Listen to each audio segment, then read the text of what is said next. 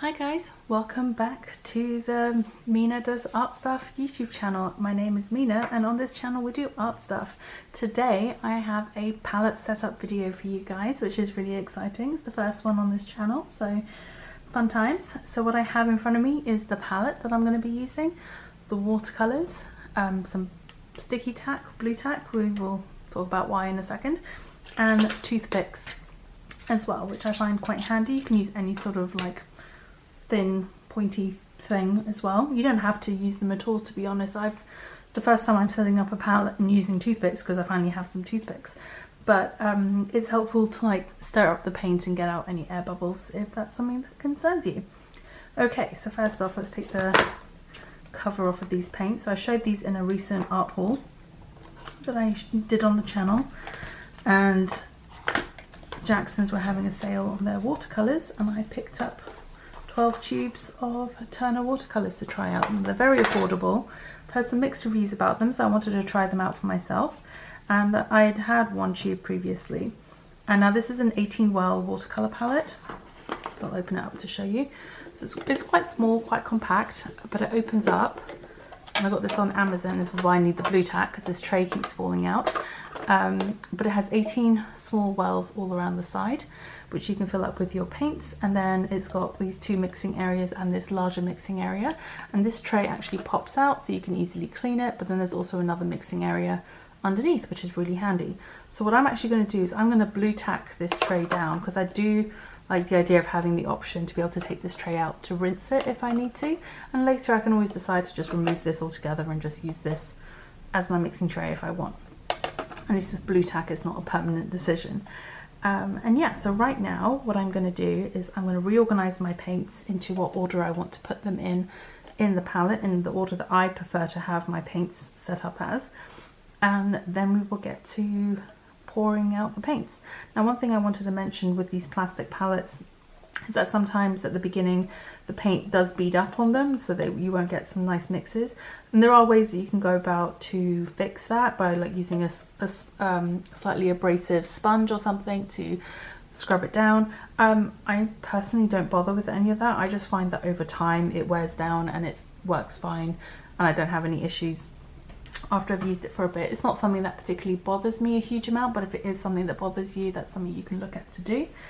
And yeah, I showed in the haul video as well that I have already swatched out the colours just to see what they look like, because I also wanted to add some extra colours to fill in the gaps, knowing I had a few extra slots from my stash. So I swatched out some extra colours to see what I want to add.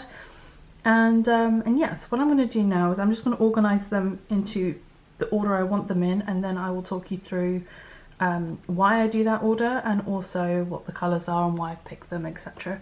So hopefully you'll find that useful, hopefully. First, actually, I'm just going to tack down that tray because it's going to bug me otherwise.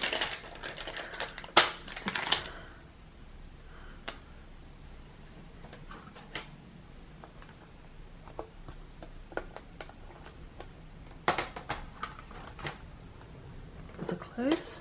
And then now it stays put, so that's good. Okay, so let's get to organising.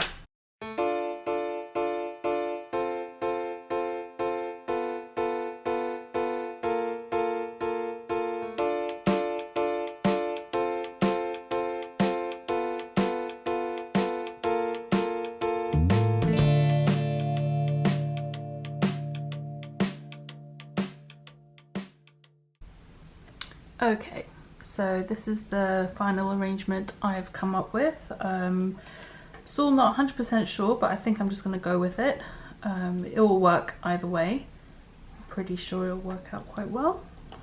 So yeah, let's talk through the colours. And I've gone ahead already and I've numbered the swatches here. So once I've poured the palette, I know what colours are where, because I'm going to let it dry for a couple of days and then I'll come back and do a proper swatch card for the palette as well, and that will be later in this video. But for now, I just wanted to talk through my colour choices. So first off, the first colour is a transparent yellow, I swatched another colour from my stash thinking it was going to be like a warmer yellow in between my Quin Gold and my transparent yellow, but it's very much a similar hue, so I decided to just stick with the two yellows I have. So transparent yellow is actually a mix of two pigments, PY150 and PY109, and PY150 is also known as like nickel azo yellow, and I really love that yellow, so I thought I would give that a go. And this one's definitely a cooler yellow than usual, than nickel azo is on its own. Then Quinacridone Gold is a colour that I absolutely love, and it's pretty much in every palette that I have. I love it as kind of like my warm yellow / orange colour, because I'm not really a huge fan of traditional oranges. I really like these more earthy orange colours. Then my third colour is Cinnabar, just because I didn't know where else to put it. It just seemed to fit in there quite nicely. Then moving on to my reds, I'm starting with my warmer red, so with Permanent Scarlet.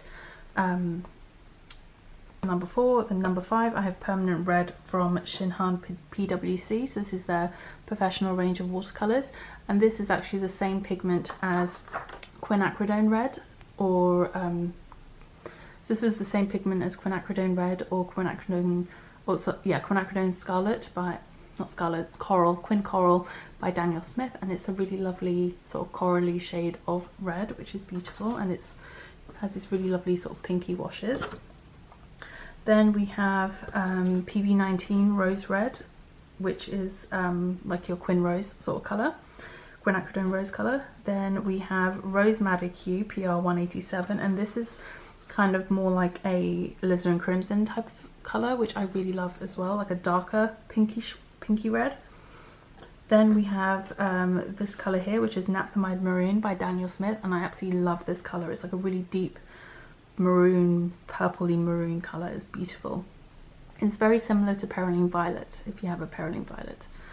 Then the 9th colour I have here is another Daniel Smith colour. It's Moonglow, which I love for its granulating and separating properties. It's really lovely.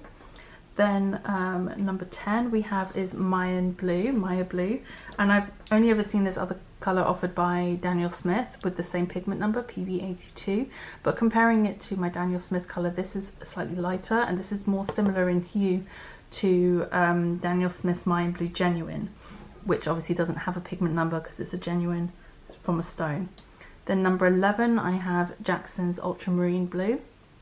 I didn't get an ultramarine from Turner just because I knew I had a fair amount of ultramarine in my stash of tubes, so I was always going to add one of those. It makes really good mixes with PV19, the Rose Red, for like really nice purples, vibrant purples. Then number 12 we have a Turquoise from Lukas.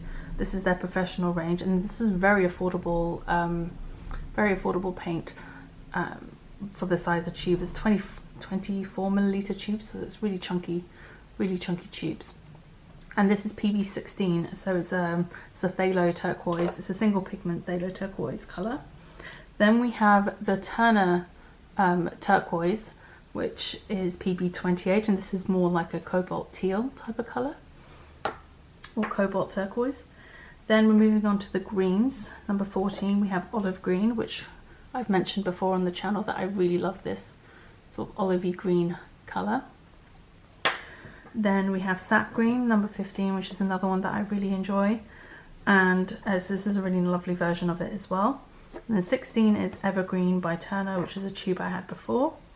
And then 17 is Burnt Sienna. It's another classic. It mixes really well with ultramarine to get nice neutrals, and I also like mixing it in with my greens sometimes to mute them a little bit or get them a bit darker. And then the last colour is Mars Black, which is a really lovely granulating black. I don't typically use blacks in my watercolours, but if I'm going to, I like a more darker sort of granulating colour. I normally have Payne's Grey on my palette, but I swatched a Payne's Grey, and I like the bluer toned Payne's Greys, so I swatched one of those here, but it's very similar to kind of like a Mine Blue, and you know, I've got quite a few darks with the Napthamide Maroon, Moonglow, the Evergreen and the Mars Black, so I thought I could probably get a very similar colour by mixing the Mars Black with the Mine Blue to get like a similar sort of tone to that. So I didn't want to add another dark tone that I didn't need necessarily.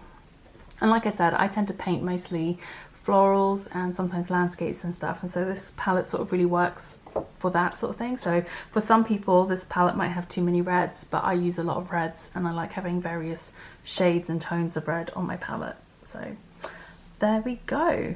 And I don't use a huge amount of blues, so you know, some people might want more blues. Anyway, so there we go. I'm gonna start filling up the palette, and I'll set this to music and speed it up a little bit so you're not sat here for ages, but I hope you enjoy the palette pour.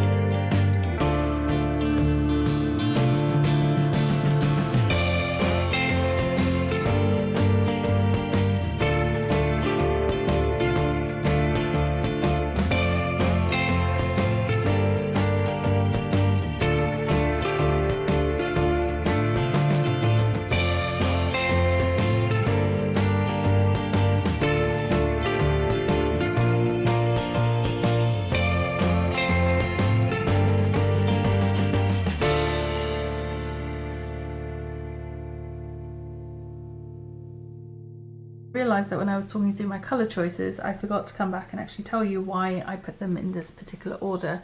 So I like putting them in sort of chromatic order, from yellows to orangey reds to reds to sort of like purples to blues to greens to neutrals.